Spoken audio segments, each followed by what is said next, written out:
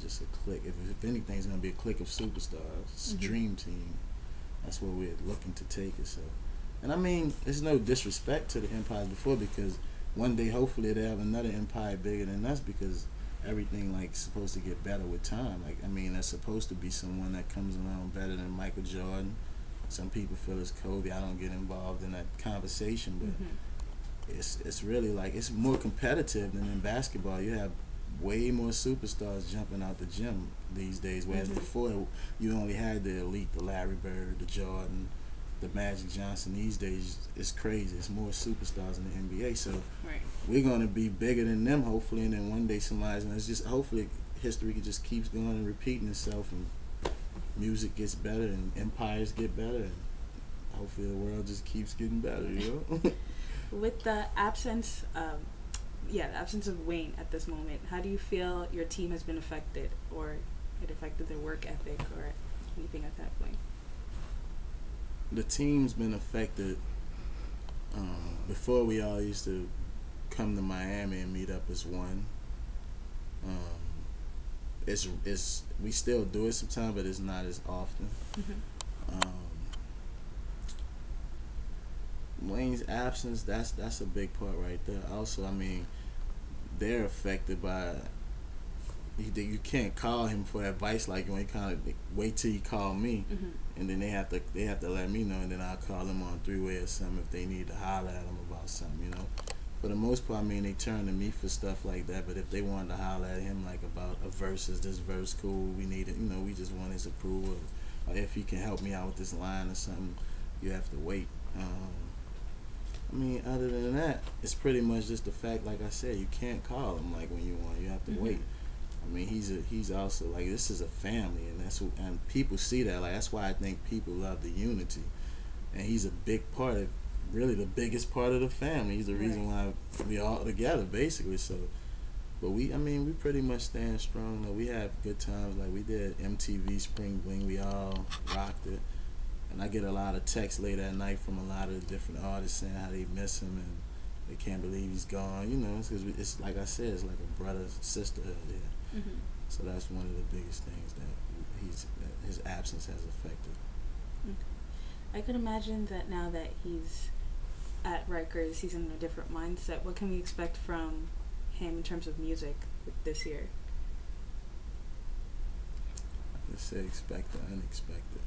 He's learning a lot. Wayne's a very intelligent guy, and he's learning more stuff right now. He's reading more. Like before, like I read books a lot, and you know, and Wayne, he's always like, man, why you reading? He don't really like to read. He used to didn't like to read. He's the type that you know how you have students that'll come, like if this was a lecture hall and they can memorize almost, they can learn off the audio, like you speaking. They're not really gonna open the textbook. He's like that. He watches the news a lot. ESPN, he keeps current affairs. He's up on current affairs through TV and stuff like that. But now he's actually reading about stuff that happened and it's different stuff in the world. He reads the Bible now, you know. So imagine the more educated Wayne. Right. So no telling what he's gonna talk about. Like he raps to me once a week. Crazy. And he used to, you know, Wayne didn't write, but back then he has to write because I mean, when you think of the rhymes, you know, when we're in the studio, you can go record them right then without writing them down, but he can't remember 8 months of raps. You know, 8 to 8 months, so he's writing it down. And so imagine a more educated Wayne that's writing. So just whatever your mind imagines, that's what he's going to do, maybe more, you know. Expect the unexpected. What can we expect from Mack Maine, the artist, within this year? I have a single coming out in about 2 weeks. It's called All in One Swipe. It's featuring Rick Ross and Baby, and the video should be dropping too around that time. And I'll probably put out another single before the end of the year, and maybe 1 or 2 mixtapes for the fans. And next year, put out an album when time prevails, when I'm ready. And Young Money is literally taking over the music industry at this point in time. How do you plan on making sure your team maintains the top spot? Just keep working hard. Work harder today than we worked yesterday. Work harder tomorrow than we did today. Just keep going. One formula. Like Wayne is pretty much the example of what to do. I've learned stuff what to do and what not to do from him, being around him for years. Also, Baby and Slim, and one thing I love the way that he approaches every album like it's his first. And that's why a lot of artists fall off. The day you made it, you feel that you made it in your head, then what else is there to accomplish? He always say, Mac, we didn't do anything yet. We didn't do nothing yet. We still got it. He named stuff that we need to do. Like, and even if it's to make it to $100 million or 100 million album sales, or just you always got to keep finding goals to reach. The day you have no more goals to reach, it's almost like you can die or retire. Like, what else is there to do? Life's boring now. I did everything. But who has done? Which man walked the earth has done everything? No man. So we got to keep going. So like Drake selling platinum and Wayne selling a mill to first. Like we look at that. Like we go through moments where we celebrate congratulations, but it's like we look at it like we still haven't accomplished anything. And with that attitude, I think that we'll be around for a long time. Right. So what else can we expect from Young Money throughout this year? What are we looking for? Nicki Minaj album, November 23rd. Wayne should be getting released November 4th. Wayne has an album coming out September 27th, which is also his birthday. Drake, he can do whatever he wants, basically. I already talked to him about a second album. You know, Drake, whenever you ready, brother. Like, we looking at maybe first quarter. Start putting out some singles towards the end of the year. Have Twist. He just put out his first single. Put some more singles out on Twist and determine the album date off of its momentum when it's time, when the time is right. So that could be this year. It could be first quarter. Tiger, the same thing.